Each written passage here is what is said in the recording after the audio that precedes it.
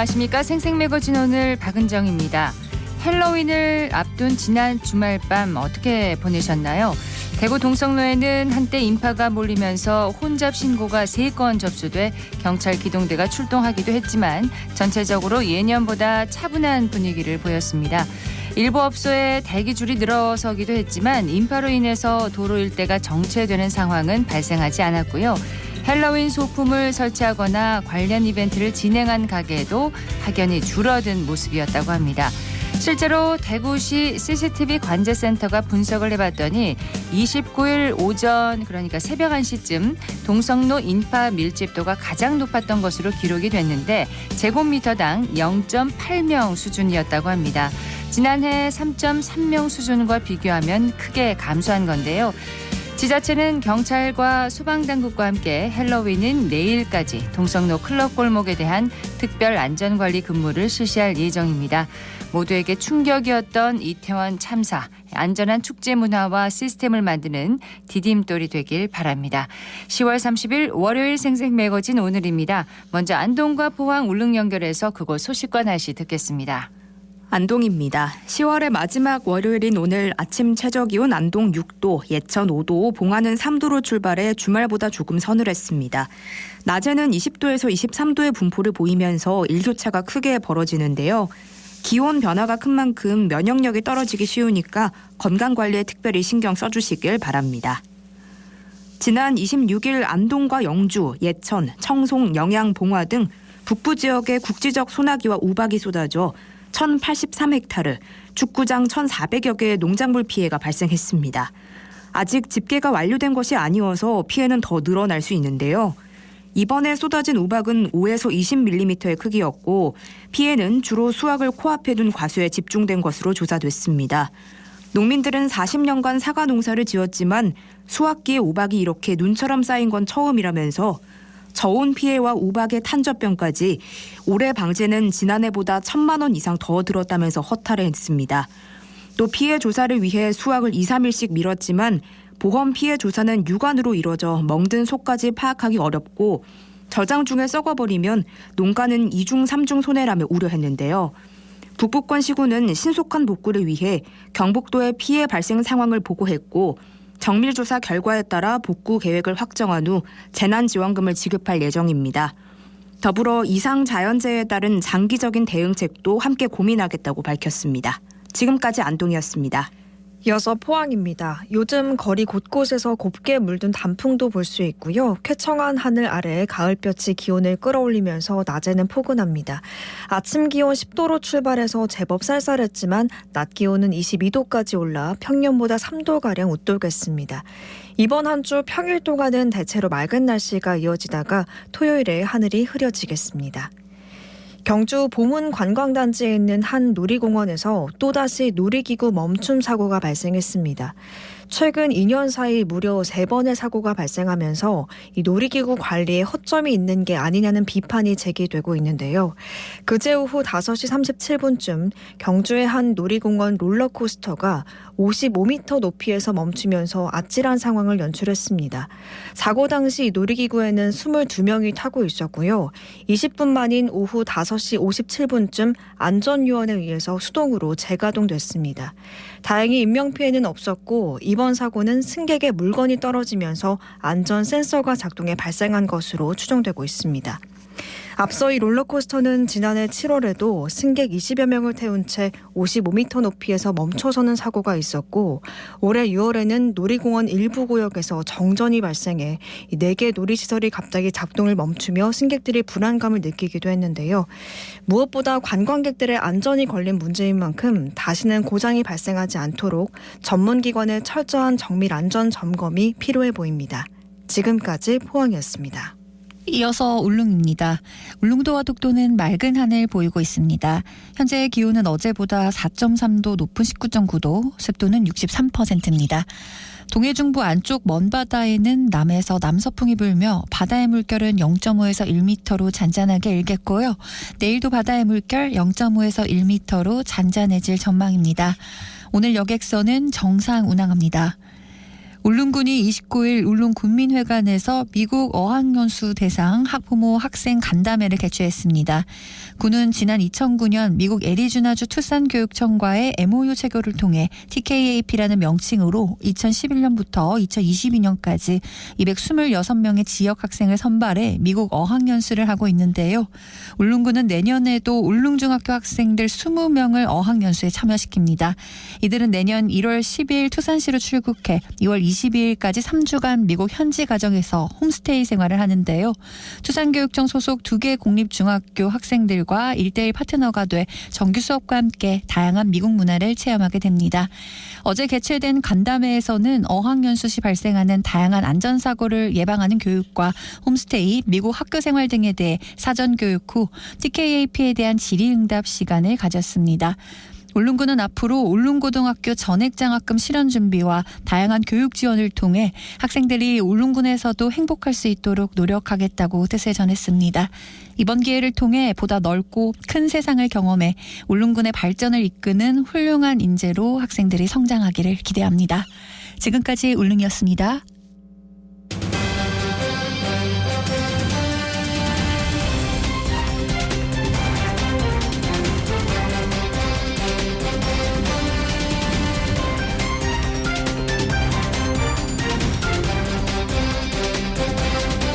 매년 화학사고가 발생하면서 사상자가 늘고 있지만 상당수 지자체들이 이에 대한 대응 계획을 세우지 않은 것으로 나타났습니다. 대구도 마찬가지인데요.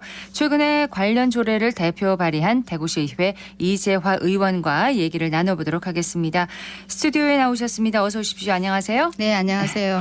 최근 대구시 화학물질 안전관리에 관한 조례 제정안을 대표 발의하셨는데 배경부터 좀 설명을 해 주십시오. 네. 대구 관내에는 유해화학 물질 허가 사업장이 859개소 작년 말 기준으로 그렇게 있습니다. 네. 그리고 22개의 산업단지가 있는데 시민들이 생활하는 지역 인근에 위치하고 있어서 화학사고의 위험에 항상 노출되어 있습니다. 화학사고의 특성상 초기 대응에 실패하면 심각한 대형 사고로 확산될 우려가 큼에도 현재는 관내에서 사용하고 있는 화학물질에 대한 관리 계획이나 화학사고 대응책이 사실상 부재한 게 현실입니다. 네. 이에 조례를 제정하여 각종 화학물질을 체계적으로 관리하고 화학사고 발생 시 즉각적인 대응책을 수립할 수 있도록 함으로써 화학사고로부터 시민의 생명과 환경을 보호하기 위해서 발의하게 되었습니다. 화학사고 위험에 노출돼 있을 뿐만 아니라 실제로 지난 7월이었습니다. 가스 누출 사고가 발생하기도 했었습니다. 네네. 7월 13일 오전에 염색산업단지 폐수처리장에서 황산이 누출되는 사고가 발생했습니다. 예. 황산은 눈과 피부에 심한 화상을 입히고 흡입할 경우 생명에 지장을 주는 치명적인 물질입니다. 다행히 인명피해는 발생하지 않았지만 인근 직원들이 긴급 대피하고 주민신고가 빗발치는 등 큰 소동이 있었는데 예. 이날 누출된 황산은 1톤에서 2톤가량으로 추정되는데 출동한 소방당국이 약 한 40분 만에 작업장 밸브를 잠그면서 누출이 멈추었습니다. 그렇군요. 네, 그래서 대구지방환경청은 황산이 남아있던 저장 탱크에 미성인 황산을 주입하면서 화학 반응이 나타나서 누출 사고가 난 것으로 추정하며 화학물질관리법에 위반했는지 조사 중이라고 밝혔습니다. 네. 한편 화학물질 안전원 자료에 따르면 최근 3년간 대구시 화학물질 사고는 2021년에 1건, 2022년에 3건에서 올해 들어서 현재까지 4건이나 발생하는 등 지속적으로 증가하는 추세이며 크게 우려되는 상황에 있습니다. 네. 이렇게 화학사고가 매년 일어나고 있는데 대구를 비롯한 많은 지자체들이 사고 대비나 대응을 위한 그런 방안 마련에 손을 놓고 있다면서요? 네. 그래서 최근 있었던 대구지방환경청 등에 대한 국정감사에서도 이 문제가 언급되었다고 하고요. 국감 당시 환경부사나 화학물질안전원의 지역화학사고 조례 제정 및 대응계획 현황 자료에 따르면 화학물질 안전관리 조례와 지역화학사고 대응계획 모두를 갖춘 광역시도 및 기초지자체는 전국에 245곳 가운데 19.6%인 48곳에 불과했다 합니다. 네. 세부적으로 화학물질 안전관리 조례는 전국 지자체 101곳에서만 제정했으며 지역화학사고 대응계획은 70곳만 수립했습니다. 그래서 화학 사고를 예방하고 대처하기 위한 기본적인 장치로서 조례와 대응 계획 둘 다 필요함에도 많은 지자체에서 무관심하며 손을 놓고 있는 것으로 보입니다. 그렇군요. 예, 이제라도 대구시 조례를 제정하고 화학사고 대응 계획을 수립하였는데 범위를 좁혀 대구 9개 구군 가운데 화학물질 안전관리 조례와 지역 화학사고 대응 계획 모두를 수립한 곳은 6곳에 불과합니다. 네. 화학사고는 지자체의 관심과 역량에 따라서 얼마든지 예방하고 신속한 대처가 가능하다고 생각을 합니다. 그래서 지금부터라도 무관심 속에 사고가 발생하지 않도록 적극적으로 조례 제정에 힘쓰고 화학사고 대응 계획을 수립하는 데 노력해야 할 것입니다. 이게 지자체 의무사항은 아닌가 봅니다. 그렇지는 않습니다. 화학물질관리법에 따르면 지방자치단체는 관할구역에서 취급하는 화학물질을 효율적으로 관리하고 화학물질로 발생하는 사고에 대응하기 위한 사항을 조례로 제정할 수 있다고 되어 있고요. 예. 이를 통해서 화학물질 안전관리 및 화학사고 대비 대응 계획의 수립, 시행과 화학물질의 관리에 관한 중요 사항을 심의하고 자문하기 위한 위원회를 구성 운영할 수 있도록 되어 있습니다. 그러나 특히 지방자치단체장은 관할 지역에서 화학사고가 발생하는 경우에 대비하기 위하여 화학사고 발생 시 주민 대피에 관한 사항이 포함된 지역 화학사고 대응 계획을 수립하여야 하는데 네. 이는 말 그대로 의무사항입니다. 의무사항이군요. 예, 그렇지만 지자체의 관심도에 나는 상황이고 법적 의무는 맞지만 계획 수립 기한이나 위반 시 처벌 규정이 없다 보니까 강제하기는 한계가 있다고 봅니다. 네. 이번에 발의하신 대구시 화학물질 안전관리에 관한 조례, 이 제정안에는 어떤 내용이 담겨 있습니까? 네, 조례안의 주요 내용으로는 화학물질을 안전하게 관리하기 위해 5년마다 화학물질 안전관리 계획을 수립하고 계획이 수립되면 관련 부서 및 소방서에 시달하도록 규정하였으며 예. 화학물질 안전관리에 관한 사항을 심의 자문하기 위하여 화학물질 안전관리위원회의 구성 및 운영에 관한 사항, 화학물질에 대한 정보를 시민들이 알기 쉽게 하기 위해서 화학물질 안전관리 보고서 등을 시민에게 공개하고 또 화학물질 관리 공무원, 또 화학물질 취급 사업자를 대상으로 안전관리 교육 등을 실시하고 화학사고 관련 기관과 협의하여 합동훈련을 실시할 수 있도록 근거를 마련했습니다. 네. 특히 이번 조례는 대구시 차원에서 신속하고 효과적인 화학사고 대응 체계를 구축하고 구체적인 화학물질 안전관리 대책을 시가 주도적으로 마련하게 함으로써 향후 화학사고 대응 역량을 강화하여 시민의 불안을 해소하는 데 큰 역할을 할 것으로 기대를 하고 있습니다. 모든 사고가 그렇겠지만 특히 화학사고는 치명적일 수 있기 때문에 네. 초기 대응이 정말 중요하지 예, 않겠습니까? 그렇습니다. 화학사고는 유독 가스가 공기 중으로 누출되는 경우와 같이 급속도로 확산될 우려가 크기 때문에 네. 골든타임 30분 안에 신속하게 대응하는 것이 무엇보다 중요하다고 합니다. 그래서 이번 조례 제정을 통해서 화학물질의 체계적인 관리 및 사고 발생 시 즉각적인 대처가 가능하도록 대응 체계를 구축하는 제도적 기반을 마련했습니다. 네. 그리고 화학물질 안전원에 따르면 최근 5년간 발생한 화학사고가 총 345건인데 사망자 수는 2019년 33명, 또 2020년, 2021년 각각 61명, 2022년 70명에 이어서 올해 상반기까지 36명으로 해마다 증가 추세입니다. 예. 그래서 현 정부에서는 신규 화학물질 등록 기준을 연간 0.1톤에서 1톤으로 상향하는 등 화학물질 관리 구제를 완화하고 있는 추세인 만큼 향후 안전관리에 더욱 철저히 기여해야 할 것입니다. 자, 조례 제정뿐만 아니라 이제 실제 현장에서 잘 작동하도록 후속 조치를 실행하는 것도 중요하지 않겠습니까? 그렇습니다. 중요한 지적입니다. 예. 예. 지난 7월 염색 산단에서 황산가스 누출됐을 때 서구청에서 마련한 안전 매뉴얼이 제대로 작동하지 않아서 문제가 지적되었어요. 네. 서구는 작년 10월에 서구 화학 물질 관리에 관한 조례를 제정했습니다. 조례가 있군요. 예. 그랬는데 구청장은 화학사고에 대비한 훈련과 교육을 실시하고 사고 대응 담당자를 지정해야 하며 화학사고 발생 시 주민에게 사고 접수 시간과 장소, 행동 요령 등을 고지해야 합니다. 그런데 그날 그 서구청에서는 주민들에게 문자 메시지를 발송하지 않았고 또 대피 경로도 안내하지 않았다 합니다.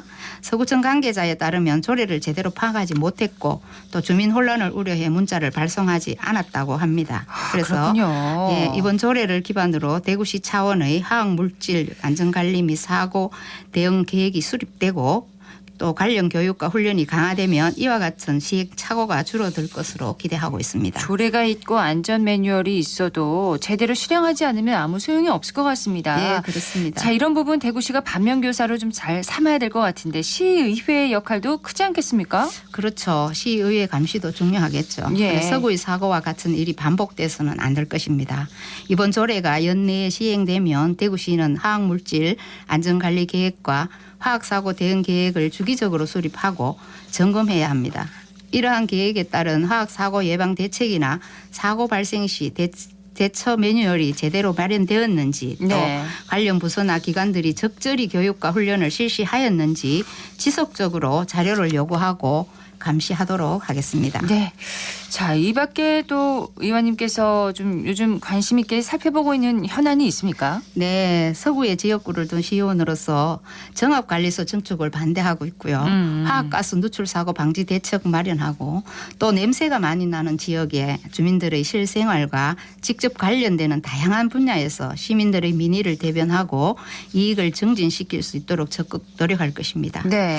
또한 교육위원회 소속 시의원으로서 다문화 학생, 경계선 지능인 학생과 같이 제도적 지원이 절실한 학생들이 교육 여건 개선과 지원 확대를 위해 앞으로도 추가로 지원할 필요한 분야가 없는지 지속적으로 살펴보고 개선하겠으며 교육에 또 관심이 많으시군요. 네, 네. 미래 대한민국을 이끌어갈 우리 학생들이 아니겠습니까? 네. 그 학생들이 양질의 교육을 사는 지역에 관계없이 부모의 소득 수준에 관계없이 네. 골고루 받을 수 있도록 교육청을 대상으로 한 정책 추진 점검과 신규 사업 발굴에 더욱더 매진하도록 하겠습니다. 네. 지금까지 이재화 대구시 의원이었습니다. 고맙습니다. 네, 감사합니다.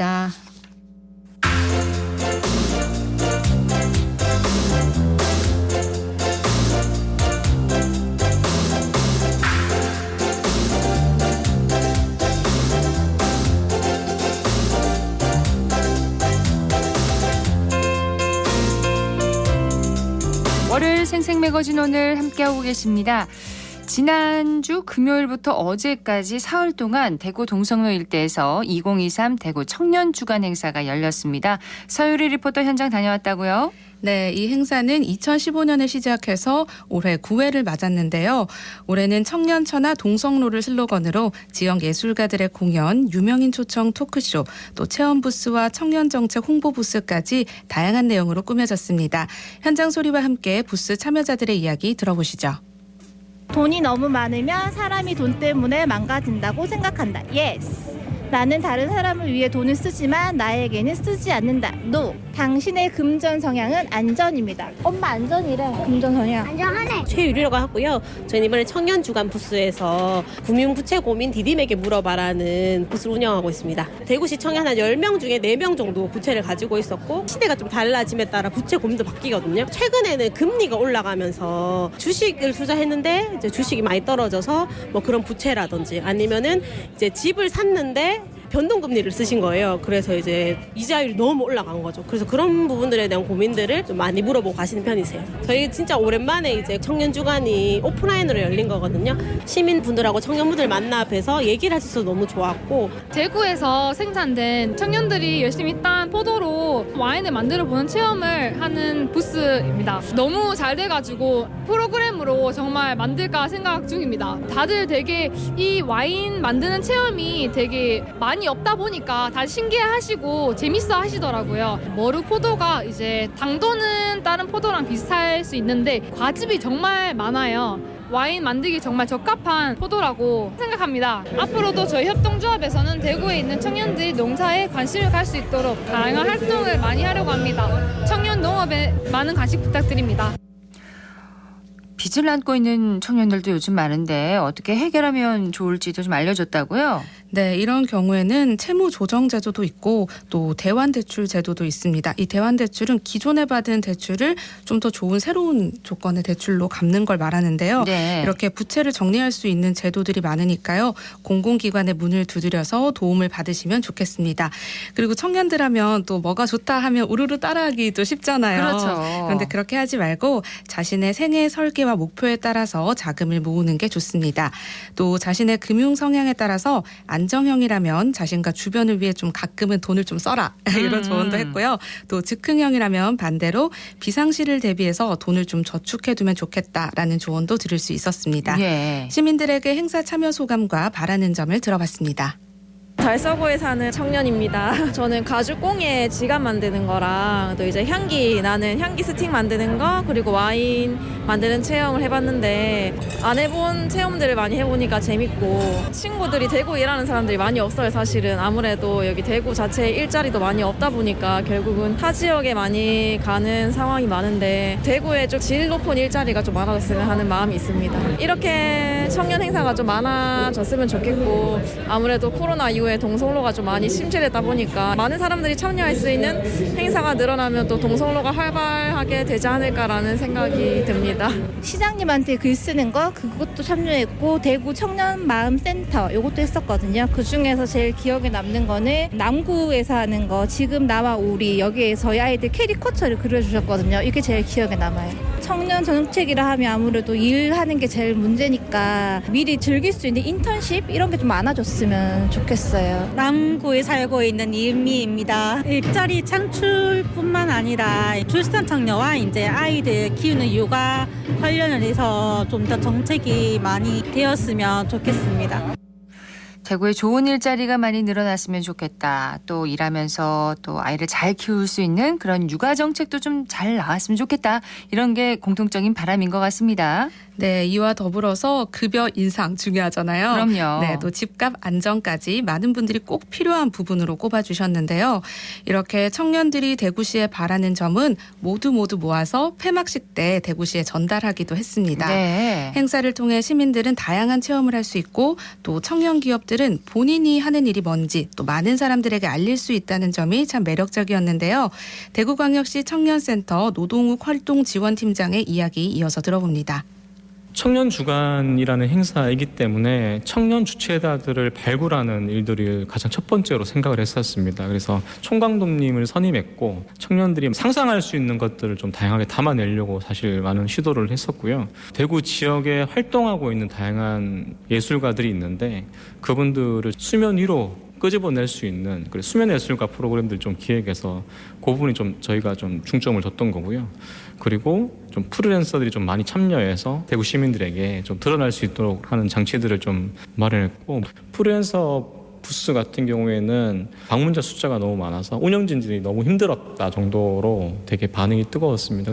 요즘 청년들은 과거에 비해서 본인의 삶 다 누릴 수 있는 그런 직업들을 굉장히 선호하는 것 같아요. 근데 대구가 일자리가 많이 없어서 청년들이 굉장히 많은 고민들을 하고 있는 것 같고요. 저희가 2018년도부터 청년들이 좀 직장을 가질 수 있도록 사회 진입할 수 있도록 예스 매칭이라는 사업을 하고 있습니다.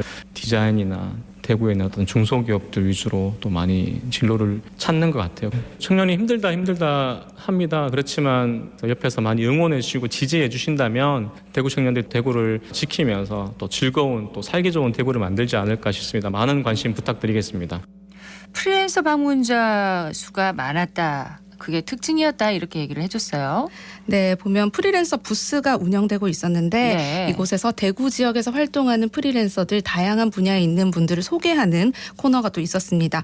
프리랜서들은 좀 일을 하면서 관련 정보를 얻기 힘든 경우가 많잖아요. 그렇죠. 그럴 때 점프라는 홈페이지를 들어가면 다양한 분야의 프리랜서들이 또 정보도 공유하고 네트워킹을 하는 모습을 볼 수가 있습니다. 네. 이렇게 청년들은 대구의 미래인데요. 이번 청년주간을 계기로 지역 청년들의 목소리에 관계기관들도 더 귀 기울였으면 하는 바람입니다. 네, 올해 9회째를 맞은 대구 청년주간 27일부터 29일까지 동성로 일대에서 열린 대구 청년주간을 소개해드렸습니다. 서유리 리포터 잘 들었습니다. 네, 고맙습니다.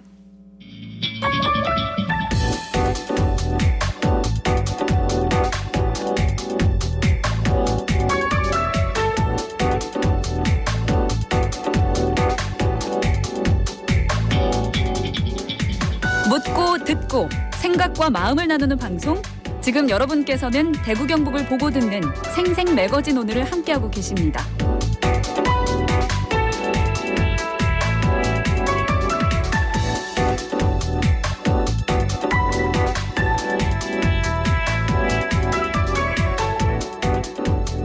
생생매거진 오늘 함께하고 계십니다. 11시 30분 지났습니다.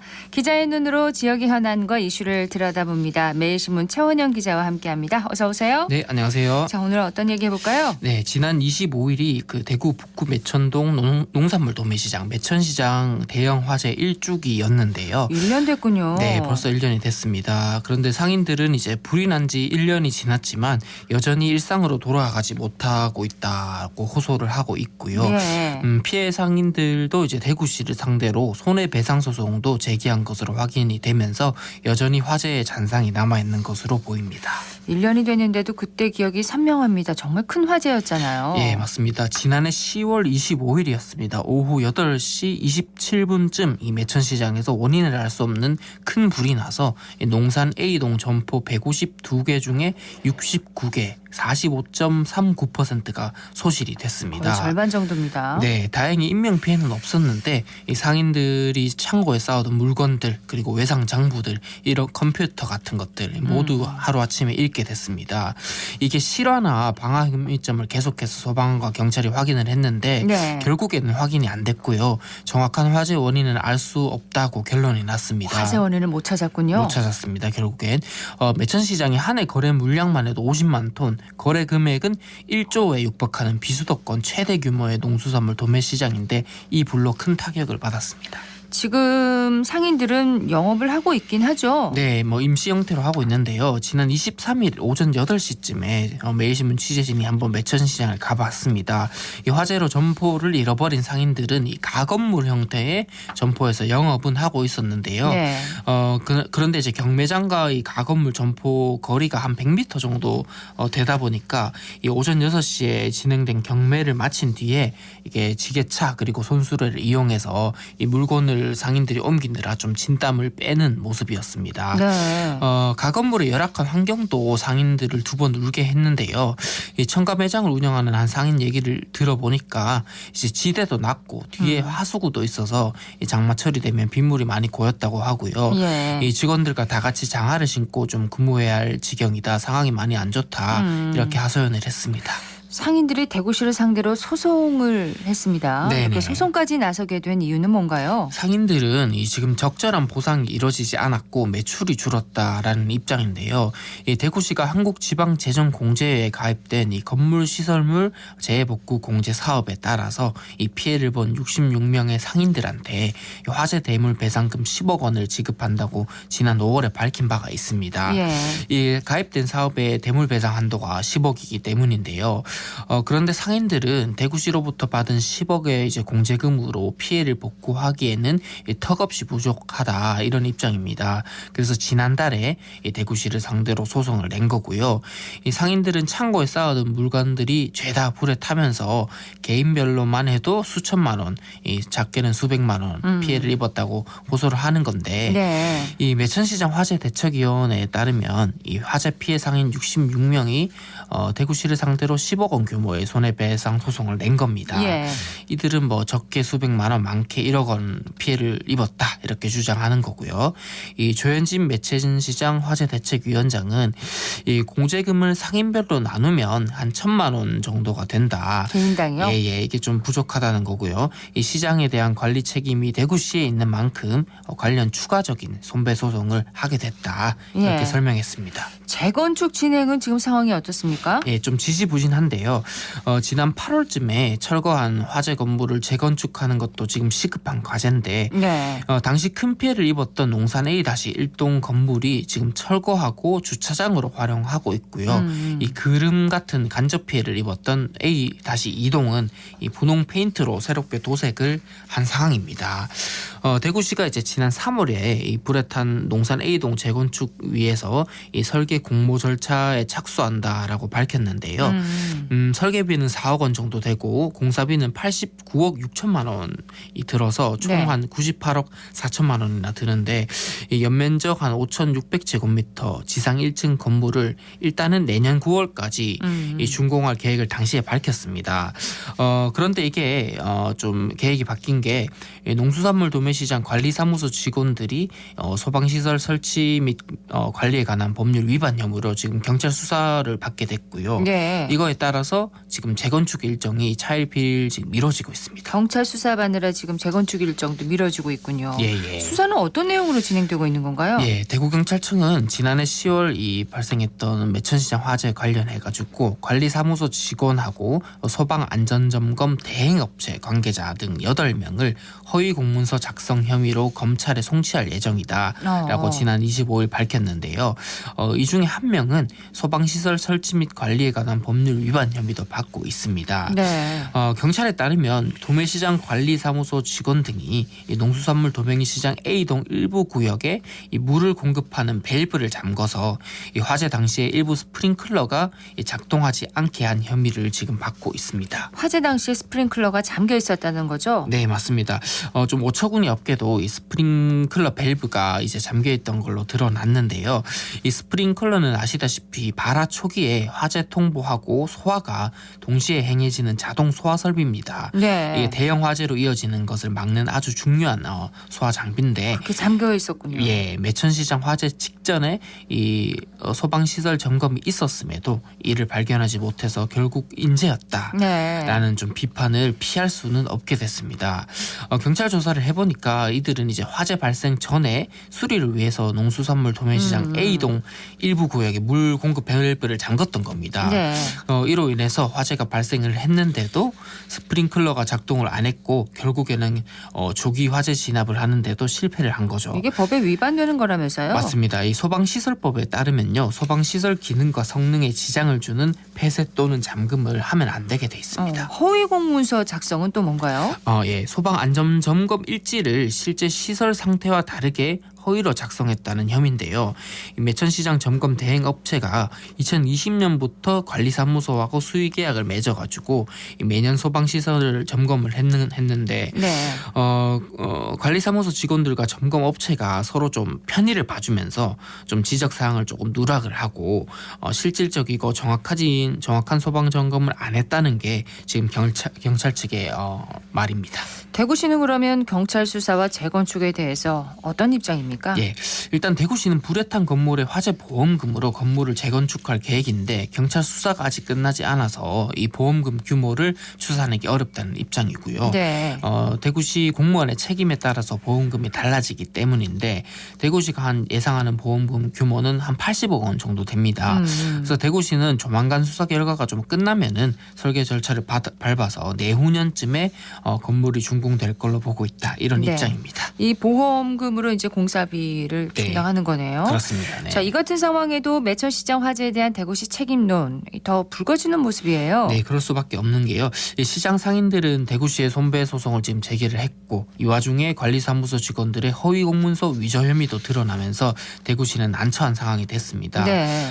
일단 상인들의 소송과 경찰 수사 결과를 발표를 하고 이걸 종합해서 여러 이해 당사자가 수긍할 수 있는 대책을 검토하고 있다는 게 대구시 입장이고 재건축 계획 포함해서 이르면 이제 이번 주에 관련 대책을 발표하도록 하겠다라고 했습니다.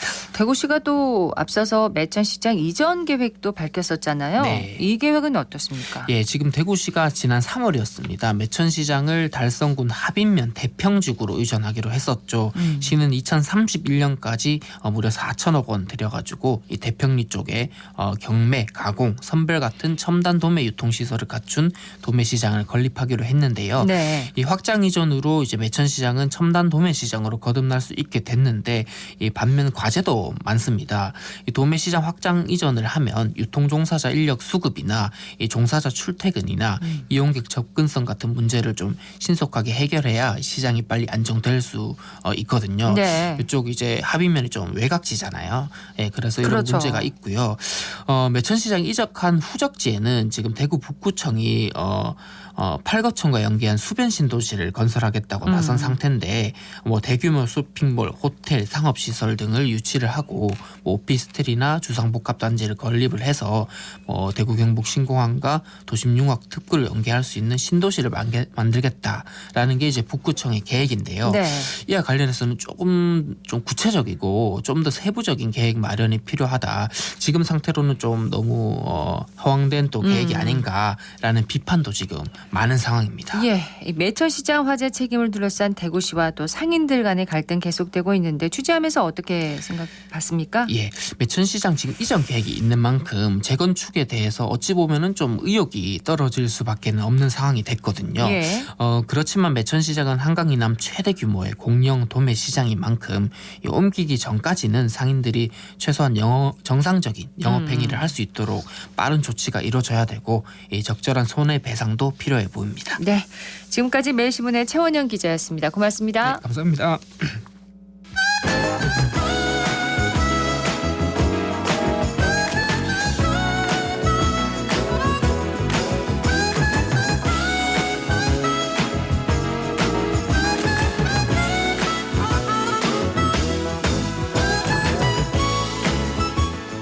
(11시 40분) 지났습니다. 자, 이번에는 정치 알아야 바꾼다. 정치 알바 시간입니다. 김수민 시사평론가 연결합니다. 안녕하세요.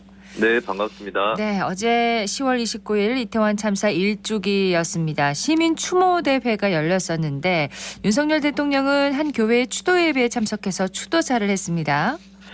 네, 윤 대통령은 서울 성북구 영암교회에 참석해서 지난해 오늘은 제가 살면서 가장 큰 슬픔을 가진 날, 또 반드시 안전한 대한민국을 만들어 그분들의 희생을 헛되게 만들지 않겠다라고 다짐을 했습니다. 네.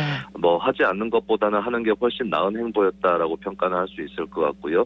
다만 종교시설에서 갖는 예배의 한계가 있다는 점도 있습니다. 시민 추모대에 참석하거나 혹은 정부가 미리 충보 행사를 준비했으면 어땠을까 하는 생각도 드는 그런 대목이었고요. 그리고 지금까지의 행보가 중요한 것인데 역대 정부와는 다르게 이태원 참사 이후에 인사교체라든지 또 어떤 이 사고의 후과를 국정에 반영하는 이런 것들도 불투명한 편이었었고, 네. 또 이제 앞으로 이제 안전사고를 예방하는 데 있어서 정부의 인력, 인프라도 중요할 텐데 윤석열 정부가 지향해왔던 작은 정부로는 이것과 부딪힐 수 있다는 점이 있습니다. 이런 것들을 고려했을 때 대안을 내놔야 되는 이 숙제들도 앞으로 만만치 않게 남아있을 것으로 보입니다. 네, 윤석열 대통령이 지난 10월 26일에는 박정희 전 대통령 추도식에 참석했습니다. 현직 대통령으로서는 최초로 박 전 대통령 추도식에 참석한 거라면서요? 네, 그 전까지 역대 대통령들은 박정희 전 대통령 추도식에 참석을 하지 않았었습니다. 예. 전두환 노태우 전 대통령도 군부 출신이라는 공통점을 의식하고 또 차별화하기 위해서 추모 분위기 조성도 하지 않았던 그런 역사가 있었고요. 사실 박 전 대통령은 역사적 논란이 많기 때문에 현직 대통령의 참가가 국민 통합을 저해할 수 있는 부분이 있다라고 그렇게 보여서 많은 대통령들이 참석을 하지 않았습니다. 네. 그리고 문재인 전 대통령의 경우는 노무현 전 대통령 추도식에 취임 직후에 참석을 한 적이 있었는데요. 다만 그때 재임 중 다시 오지 않을 것이다 라고 밝히기도 했습니다. 그런데 윤 대통령은 취임 첫 해가 아니라 두 번째 2년 차에 박정희 전 대통령 추도식을 찾아왔고, 예. 또 그 외에 다른 전직 대통령 추도식을 참석하지는 않았었거든요. 거기다가 이번에 박근혜 전 대통령과의 조우까지 있었기 때문에 아무래도 정치적인 결심이 두드러진다라고 평가를 할 수 있겠습니다. 예, 그렇기 때문에 윤 대통령의 박 전 대통령 추도식 참석을 대구 경북 여론을 의식한 행보라는 그런 분석이 많습니다. 이 참석을 놓고요. 윤 대통령은 경북 안동에서 또 유림들과 만나기도 했는데 이런 행보가 지역 여론을 긍정적으로 좀 바꿔놓을 수 있을까요?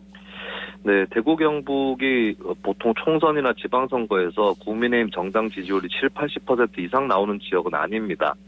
이걸 감안했을 때 윤 대통령 최근 지역 지지율이 40-50% 선으로 나오는데 이거는 지지층뿐만 아니라 무당층, 중도층의 이탈이 강한 거라고 볼 수 있겠거든요. 예. 대구 경북도 예외는 아닐 것입니다.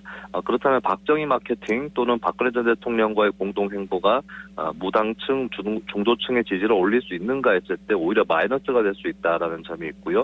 그리고 대구 경북 주민들 입장에서도 대구 경북 민심을 잡는 것이 뭐 박정희 전 대통령 이런 키워드부터 시작이 되는가 해서 좀 지역 민심도 오히려 나빠질 수 있는 가능성이 있다라고 하는 것도 유념을 해야 될 것 같습니다. 네. 대구 경북의 국민의힘 전통 지지층 물론 다른 지역보다 두터운데요. 다만 힘들 때 지지율이 떨어졌을 때 손 벌리는 듯한 행보라면 이것은 이제 지역 지지층 입장에서도 그렇게 좋은 일은 아닐 것입니다. 전국적으로 인기 있는 대통령이 돼서 지역을 찾아주기를 바라는 게 국민의힘 전통 지지층 입장에서도 그러할 것이라는 것을 정부나 여권 관계자들이 명심해야 될 것 같습니다. 근데 최근 이명박, 박근혜, 문재인 전 대통령 등이 모두 공개 행보에 지금 나서고 있습니다. 전직 대통령들의 이러한 행보, 정치권에 어떤 영향을 줄까요? 네, 우선 박근혜, 이명박 전 대통령은 사법적인 처벌을 받은 전력이 있죠. 국민의힘 지지층 사이에서도 우려나 피로감이 나올 수 있는 부분이 되겠고요. 국민의힘 입장에서는 확장에 도움은 되지 않는다라는 점이 분명히 있습니다. 결국 국민의힘 지지율에 좋은 영향을 끼칠 수 있는 사람은 현직 대통령인 윤석열 대통령이다라는 점이고요. 그리고 문재인 전 대통령의 경우는 사법적 처벌 경력은 없기 때문에 다른 전직 대통령과 다릅니다. 그리고 이재명 대표 등 현재 민주당 인사보다 대중적 호감도가 높은 측면도 있는데요. 다만 높은 정권 심판 열기 속에서 정권을 내줬다는 점, 그리고 지난 정부의 정책 실패 논란을 상기시킨다는 이런 단점도 크다라고 볼 수 있겠습니다. 그렇다면 종합적으로 전직 대통령들은 정치 후배들이 잘 되기를 바라는 마음에서라도 절제된 행보를 할 필요가 있다. 이런 결론이 나옵니다. 자, 내일 윤석열 대통령이 국회에서 시정연설을 하게 됩니다. 현재 여야 대표와 대통령 간의 회동이 이루어져 있지 않은데 연설 직전 직후에 어떤 회동이 열릴 가능성이 있을까요? 네, 시정연설 전에 사전 환담이 열리고 여야 지도부나 국회의장단이 참석을 하는데 여기에 대해서 이재명 대표가 고민을 하는 것으로 알려지고 있습니다. 왜냐하면 여기에 참석한 것을 두고 정부 여당 측에서 회동을 하긴 했었지 않느냐 이렇게 떼우고 넘어가는 것을 우려를 하고 있는 것 같은데요. 일단은 이제 여야 양쪽의 형식을 어떻게 갖고 대화를 할 거냐 이 의견은 갈려 있지만 대화를 원활하게 해야 되는 것은 맞다라는 것을 정치권에서 인식을 해야 될 겁니다. 이번 11월 본회의에서도 민주당이 노란봉투법, 방송 3법 이런 법안들을 상정해서 가결시킬 것으로 보이고 국민의힘에서는 반대하는 차원에서 필리버스터를 벼르고 있거든요. 또 대통령도 법안 거부권 행사할 것이 굉장히 유력해 보이는데 그 아울러서 또 내년도 예산안 또 심사를 해야 됩니다.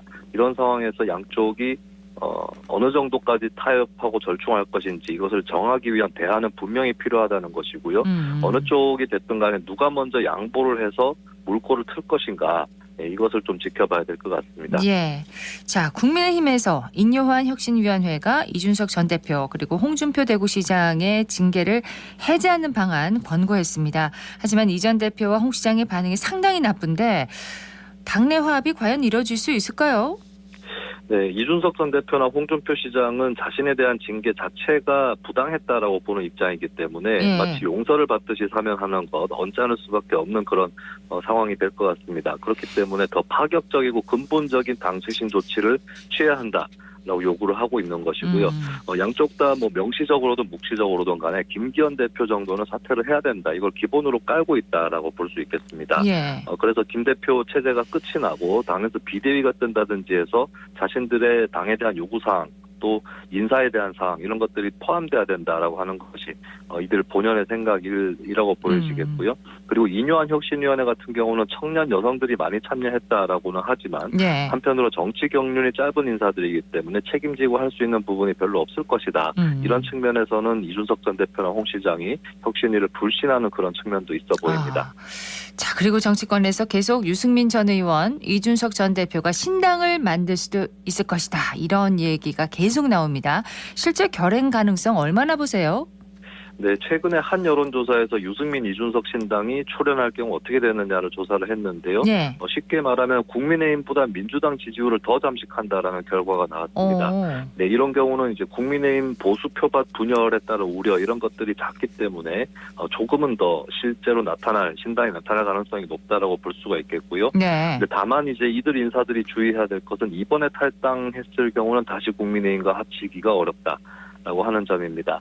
그러면은 이제 끝까지 신당의 길을 갈 것이냐라고 결심을 해야 이렇게 신당을 또 창당을 할 수 있을 거라고 보여지고요. 네. 또 고민할 수 있는 부분은 이 여론조사에서도 보면 각 지역별로 봤을 때 1위는 물론 2위를 하는 지역도 나오지 않고 있습니다. 한국 선거구제에서는 지지율이 10 내지 20% 나오는 정당이라 해도 지역구 의석을 하나도 못 건질 수 있다라는 소선거구제의 특징이 있기 때문에 예. 신당을 창당해서 어느 정도 지지율이 나온다고 해서 반드시 또 그것이 현실로 이어진다 이런 보장은 없겠습니다. 예, 홍준표 대구시장은 당 지도부와 혁신위를 향해서 맹공을 퍼부었는데요. 듣보잡이라는 표현까지 썼어요. 세상 모르고 날뛰어본들 내년 총선 후면 국민들이 정해준다 이렇게 말을 했는데 어떤 의도의 말일까요?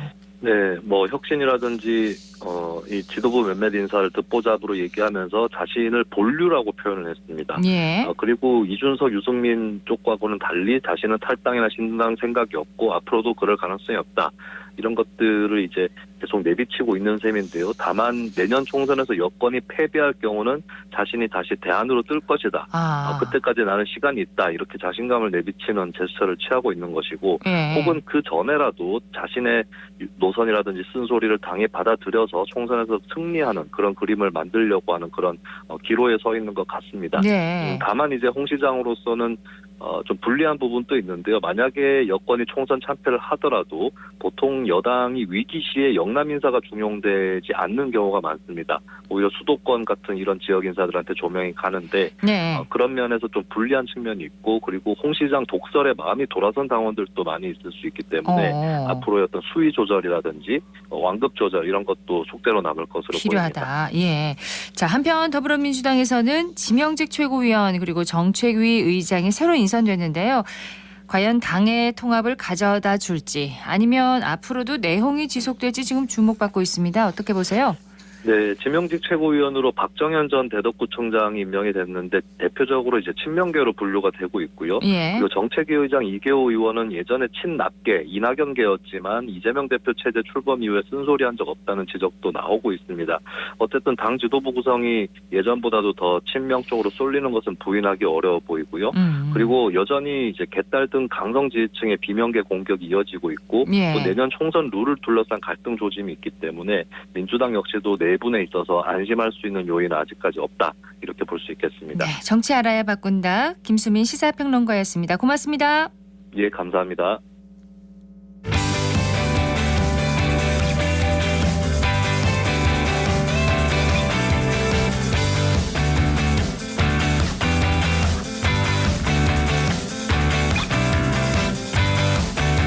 클릭 정보 클릭.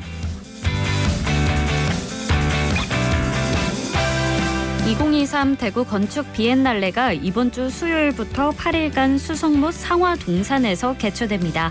도시의 비전과 가치의 공유를 주제로 한 이번 행사는 특별 기획 전시, 초청 전시, 시민 참여 문화 행사, 학술 행사 등 4개의 영역으로 총 14개의 전시와 프로그램을 운영합니다. 1인 가구 증가와 고령화 사회에 맞는 미래 주거 건축에 대해서도 알아볼 수 있는데요. 대구 지역의 건축 문화 예술을 체험해보는 좋은 기회가 될 것 같습니다.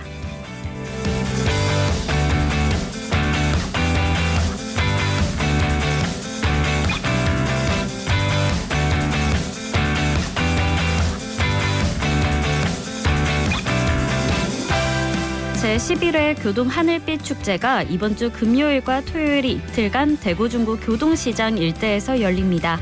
이번 행사에서는 교동의 주요 상가들을 돌아다니며 미션을 수행하는 교동 RPG 어드벤처와 교동 댄스 챔피언십 등의 색다른 프로그램이 진행되는데요. 다양한 컨셉의 포토존과 체험 부스 등이 운영돼 축제에 흥을 더할 예정입니다. 가을 하늘빛 아래 가족, 친구와 함께 특별한 추억 만들어보면 어떨까요?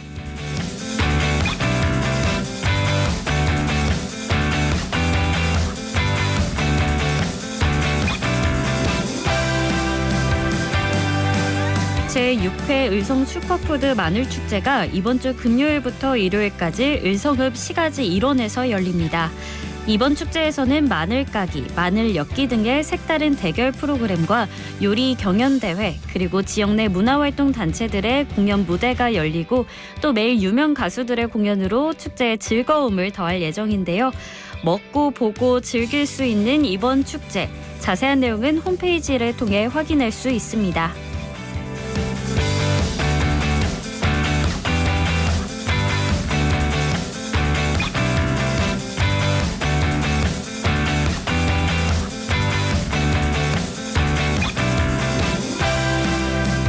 3대 아트페어인 대구국제아트페어가 이번 주 금요일 시작해 일요일까지 엑스코에서 열립니다. 올해 행사는 한국, 일본, 영국 등 6개 나라에서 116개 갤러리가 참여해 회화, 조각, 한화, 영상 등 작가 1000여 명의 작품 4,500여 점을 선보일 예정인데요. 한국을 대표하는 작가들과 유명 해외 작가들의 작품을 감상할 수 있습니다. 대구에서 펼쳐지는 미술의 향연에 많은 관심 바랍니다.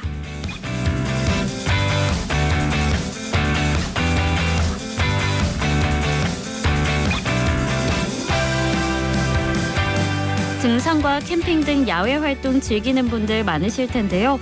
요즘같이 일교차가 큰 환절기에는 저체온증을 주의해야 합니다.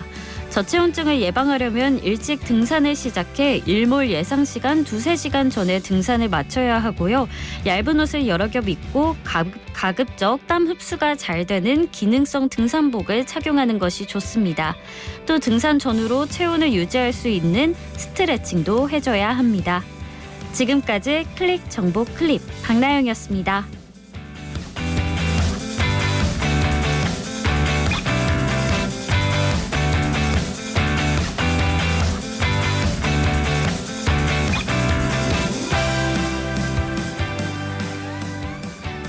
오늘 대구와 경북 지역은 구름 많다가 밤부터 맑아지겠습니다. 낮 기온은 20도에서 23도 분포를 보이겠고요. 미세먼지 농도는 보통 수준으로 예상됩니다. 이번 주는 완연한 가을 날씨를 보일 전망입니다. 당분간 대체로 맑은 날씨 속에 기온은 평년보다 1도에서 4도가량 높겠고요. 내륙을 중심으로 일교차가 15도 안팎으로 크게 벌어지겠습니다. 오전에 짙은 안개가 끼고 설이 내리는 곳도 있다고 하니까요. 교통안전과 농작물 피해 없도록 각별히 주의하셔야겠습니다. 그리고 올해 단풍 절정은 다음 달 1일로 예상되고 있는데요. 가을이 다 가기 전에 가을 정취를 만끽하시기 바랍니다. 생생매거진 오늘 준비한 순서 여기까지입니다. 박은정이었습니다. 고맙습니다.